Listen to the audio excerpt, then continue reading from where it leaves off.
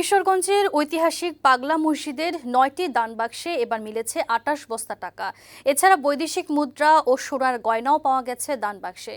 শনিবার দিনভর গণনা করা হয় এই টাকা। গণনা শেষে সংশ্লিষ্টরা জানান এবার মোট টাকার পরিমাণ ৭,২২,০০,০০০ টাকার বেশি। পাগলা মসজিদের দান থেকে পাওয়া অর্থ দিয়ে বহুতল মসজিদ নির্মাণ করা হবে বলে জানিয়েছেন জেলা প্রশাসক। কিশোরগঞ্জ সংবাদদাতা রায়হান ভূঁইয়া রিপনের প্রতিবেদন জানাচ্ছেন কানিজ নুসরাত। কিশোরগঞ্জ শহরের নরসুন্দা নদীর তীরে অবস্থিত পাগলা মসজিদের দান বাক্স ৩ মাস পর পর খোলা হয়। তবে এবার দেশের পরিবর্তিত পরিস্থিতির কারণে ২৬ দিন দেরিতে খোলা হয়েছে। জেলা প্রশাসনের কর্মকর্তাদের উপস্থিতিতে শনিবার সকাল ৮টায় খোলা হয় মসজিদের ৯টি দান বাক্স। এগুলোতে মোট ২৮ বস্তা টাকা, বিদেশি মুদ্রা এবং স্বর্ণালংকার পাওয়া গেছে।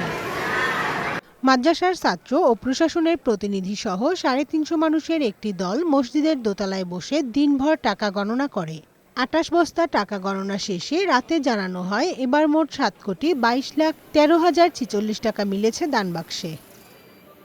স্থানীয়রা জানালেন মনের আশা পূর্ণ হবে এমন বিশ্বাস থেকে ধর্মবর্ণ নির্বিশেষে অসংখ্য মানুষ এই মসজিদে দান করেন। কেউ যদি এখানে কোনো মনের আশা থাকে সেটা পূরণ হয়।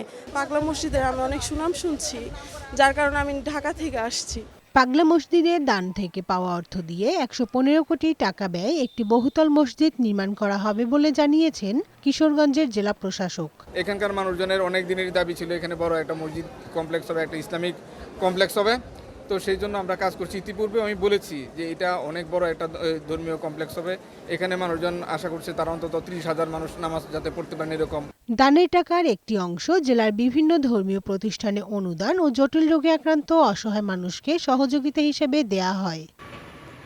ডেস্ক রিপোর্ট, বৈশাখী সংবাদ।